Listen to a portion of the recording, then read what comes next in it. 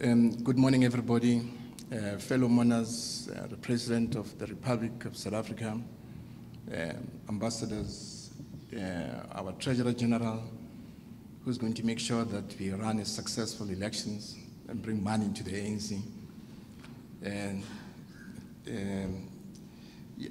it's difficult for me to speak about Comrade Eddie as a brother, Buti, as you call him.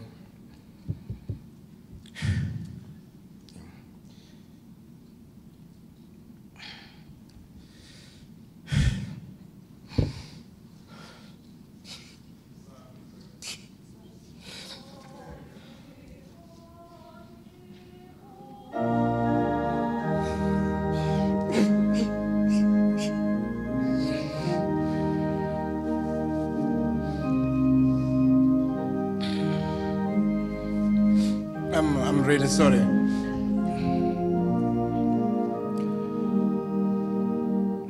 I believe it's Brother Eddie. Sorry,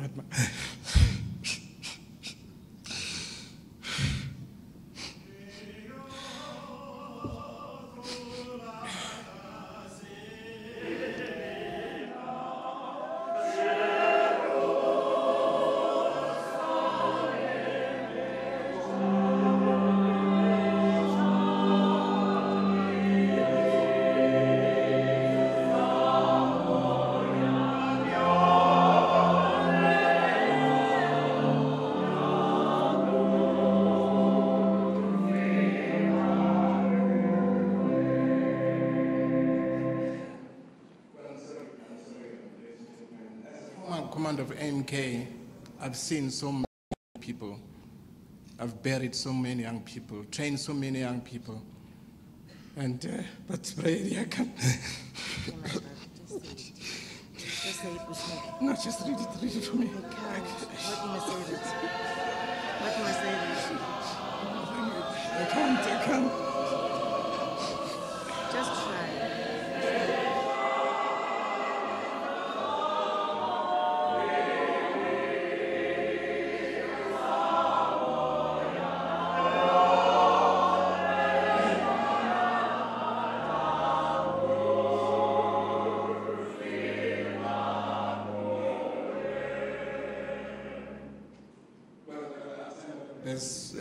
Comrades and colleagues. For all those who knew Ambassador Eddie Funde and walked with him through the boulevard of the struggle, none can contradict the fact that he was imbued with the spirit of no surrender. His path, a seesaw of unimaginable dimensions, would land him in different positions, on different continents and at different times. A humble and unassuming gentle giant, he was always ready to serve the South African nation. It was on the 22nd of May when we all received the sad and devastating news that Brother Eddie, as we fondly call him, passed away suffering a cardiac arrest. Having joined the ANC after it was banned in 1961, he, like his peers of like mind, left the country in 1965 and joined Mkhonto weSizwe, the spear and the shield of the struggling masses of people. He went on to study in Russia, gained a master's degree in electrical engineering in 1975. In 1978, the ANC leadership appointed him to establish and head the ANC youth section. The year 1980 smiled broadly on Brother Eddie, as it was then that he got married to Comrade Nosizwe, Tony, now Funde, in Sofia, Bulgaria, where she was pursuing her studies in engineering. The two lovebirds have been an item since 1977. He served the ANC in different parts of the world and in various capacities. In 1983, he was sent by the ANC and his chief representative in Australasia and the Pacific. He plunged into his work with his unusual enthusiasm, building lasting friendships with Australians from all walks of life. Back at home, Brother Eddie served first as administrator and researcher for the civil service unit of the ANC.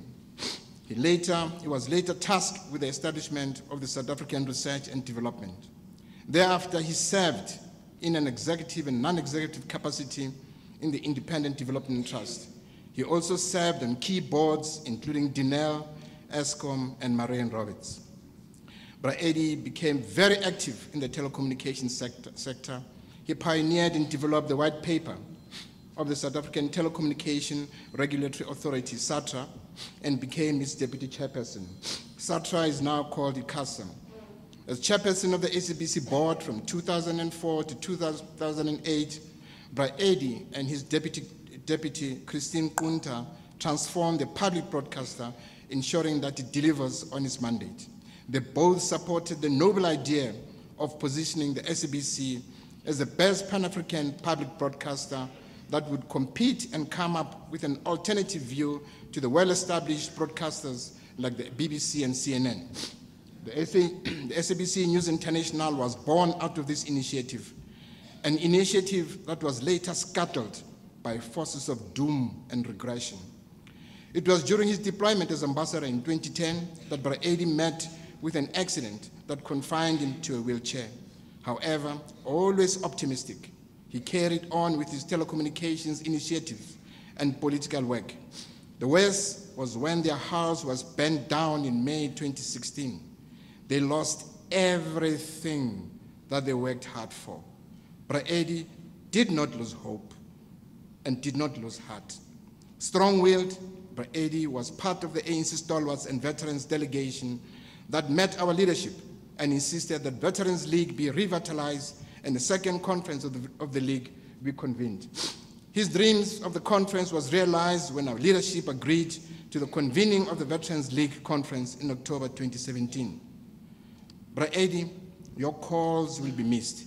Every Monday or Tuesday, I'll receive a call from you where you'd insist on being briefed on the activities of the Veterans League. Bra Eddie would say, Snuki. I would reply, good morning, Bra Eddie.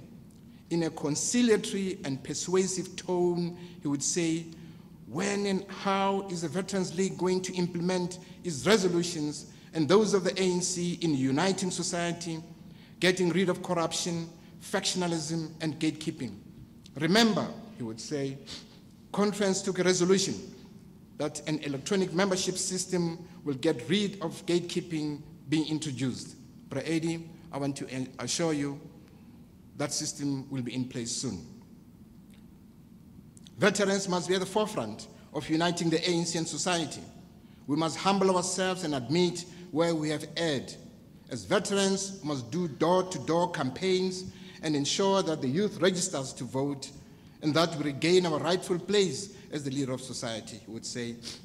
History will judge us harshly if we as veterans do not actively participate and ensure that there's intensive political education in the structures of the ANC. You must ensure, Bra Eddie would instruct me, that veterans participate in all committees and give guidance when necessary. We must be at the forefront in mobilizing society for a successful victory in the coming 2019 elections.